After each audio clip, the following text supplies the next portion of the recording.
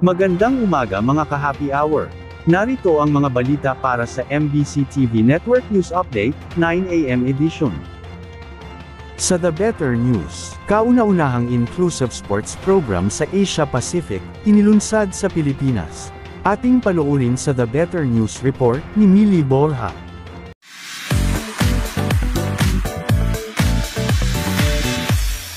Nanguna ang Pilipinas sa Asia-Pacific region sa pagpapaunlad ng inclusive special sports sa mga paaralan, matapos pumirma ng Department of Education ng Memorandum of Understanding kasama ang Special Olympics Pilipinas.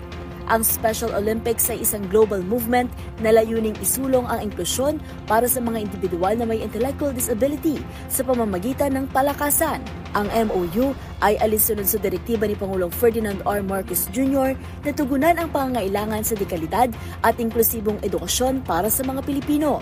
Ayon kay DepEd Secretary Sonny Angara, layo ng inisyatibong ito na ipakilala ang unified sports sa mga mag-aaral na may intellectual disabilities kasama ang mga walang kapansanan bilang paraan upang maiwasan ang bullying, diskriminasyon at aggression.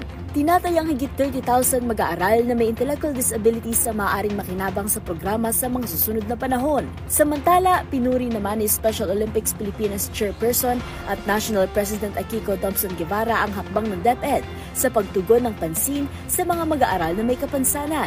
Sa ilalim ng MOU, sasailalim sa training ang humigit kumulang 2,000 teachers at staff ng mga DepEd para sa paghawak ng special sports. Magkakaroon din ng mga pilot activities sa mga pampublikong paaralan na magpapatibay sa unified sports culture. At maengganyo ang higit 50,000 students na mayroon at walang intellectual disabilities sa buong bansa na makiisa.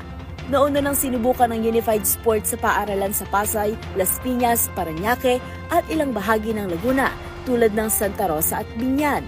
Para sa DZRH TV, ito si Mili Borja, una sa Pilipinas, una sa Pilipino.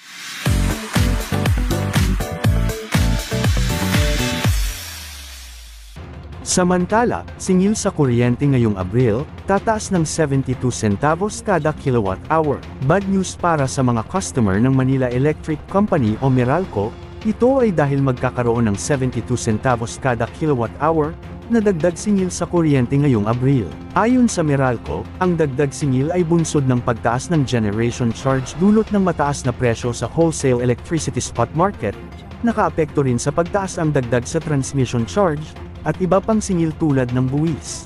Katumbas ang dagdag singil sa kuryente ng 145 pesos para sa mga customer na kumokonsumo ng 200 kada kilowatt-hour sa isang buwan, at 360 pesos naman para sa mga kumokonsumo ng 500 kada kilowatt-hour sa isang buwan. At yan ang mga balita para sa MBC TV Network News Update, 9 AM edition. Abangan ang mga susunod na balitaan mamaya, para sa 10 AM edition.